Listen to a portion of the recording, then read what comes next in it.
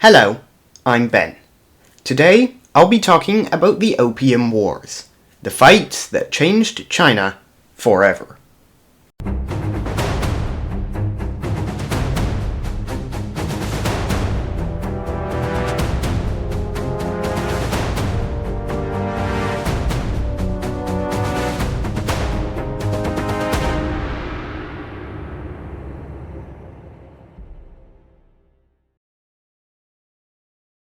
In the late 18th and early 19th centuries, Britain was facing a trade imbalance with China. British merchants were importing large quantities of Chinese tea, silk, and porcelain, but China had little interest in British goods. To address this, British traders, particularly the British East India Company, began importing opium from India into China. Opium was originally used as a medicine that helped to treat pain, but soon the Chinese began smoking it. They became addicted, giving the British merchants a new source of income, and a good one at that. By 1797, the British East India Company, or EIC, sold over 4,077 kilogram chests of opium to the Chinese. Opium addiction became a widespread problem, causing social and economic disruption in China.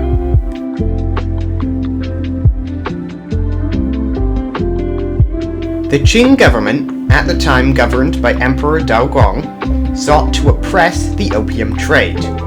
In 1839, a Chinese official named Lin Zexu was appointed to enforce a ban on opium. He confiscated and destroyed large quantities of opium in Canton, now called Guangzhou, which angered British merchants and the British government. At this point, I must make an important note. The British army was far more advanced than the Chinese military. Since the British had many metal production plants, they could mass produce large boats that were more resistant to shells than the Chinese's wooden ones. The British could also make guns in larger numbers than the Chinese. China was miles from Britain, and the British Navy would have taken weeks, if not months, to even get to Chinese coasts. Therefore, Britain should have been put at a massive disadvantage in this upcoming war, and yet the outcome was definitely not a Chinese victory.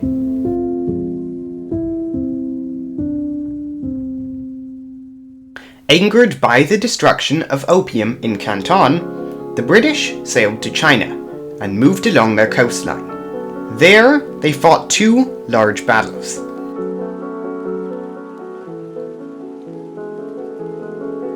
The Second Battle of Chuanpi was fought on January 7, 1841. This was a much larger follow-up to the more minor initial Battle of Chuanpi in 1839. British troops launched a naval attack, capturing forts at Chuanpi and Taikokto, and defeating a fleet of war junks. The British sustained minimal casualties, but the Chinese forces suffered significant losses in terms of personnel, equipment, and ships.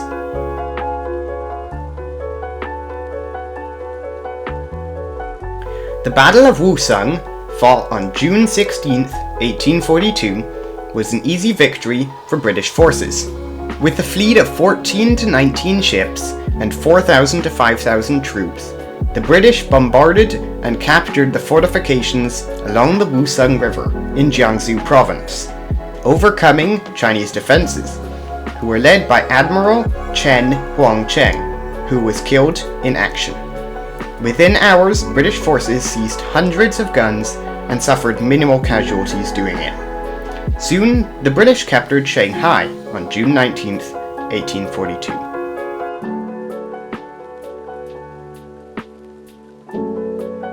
Shortly thereafter, the war ended, as China couldn't practically continue fighting given the rate of manpower and equipment losses. The resulting Treaty of Nanking was signed by China in 1842. This treaty was the first of the unequal treaties imposed on China. In this treaty, they had to give up control of Hong Kong to Britain, which Britain only gave back to China on July 1, 1997. Open 5 of their ports to British merchants, pay a large sum of money to Britain, and grant British citizens in China permission to obey British laws, not Chinese ones. As a result, the flow of opium into China was not stopped. The Chinese government was unhappy, but as the British had a stronger military, they were forced into obeying. This first Opium War marked the beginning of China's Century of Humiliation, which lasted from the First Opium War to the end of World War II, 1839 to 1945. The Century of Humiliation was, essentially, when China's world influence and power declined and almost vanished. Well, it certainly wasn't a great time to live in China when the First Opium War ended, and things didn't get any better when the Second Opium War began.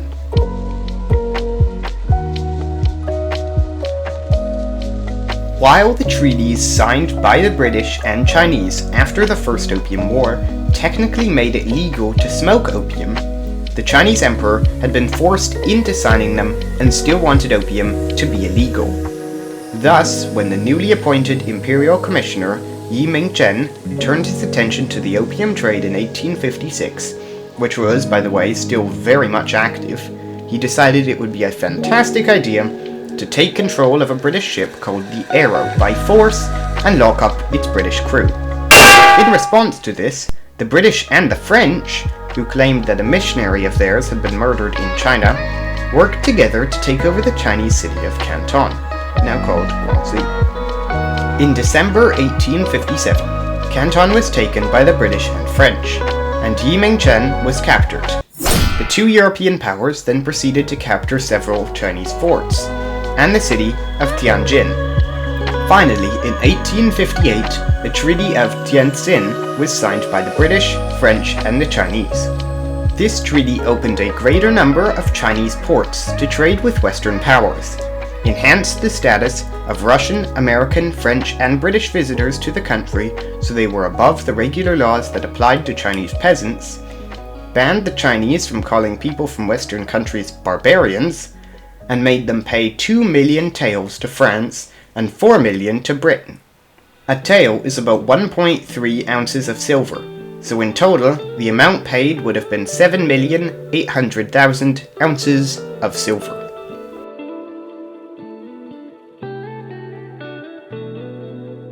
But despite the signing of the treaty, the Xianfeng Emperor refused to acknowledge it, and one of his officials officially restarted the Second Opium War, which had been, at least for the time being, paused. Britain and France sent a small military to the area, and the Xianfeng Emperor was defeated. However, during the war, some high-ranking British and French officials were captured and tortured, which angered a certain Scottish nobleman named Lord Elgin, enough to make him send his army to Beijing and set fire to the old Summer Palace, sometimes called the Winter Palace, which was a collection of palaces and sprawling gardens. The Xianfeng Emperor fled to Rehe, now called Chengde.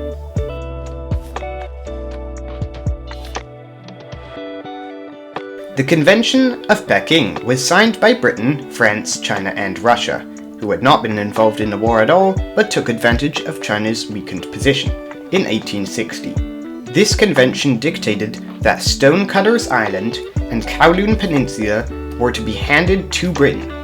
Certain religious establishments and objects were to be handed to the French, and a large portion of northeast China, over 400,000 square kilometers, called Outer Manchuria, was to be given to the Russians.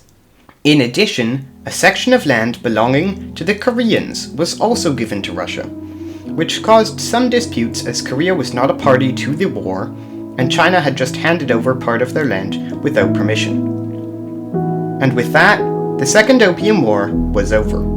China was in a terrible state, with the Qing dynasty being weakened significantly and eventually toppled in 1911 during a revolution, and was replaced with a republican government in 1912. Korea was concerned about their land being stolen, but Britain, France, and Russia were happy, for the time being. Thanks for watching. This is Ben, signing off.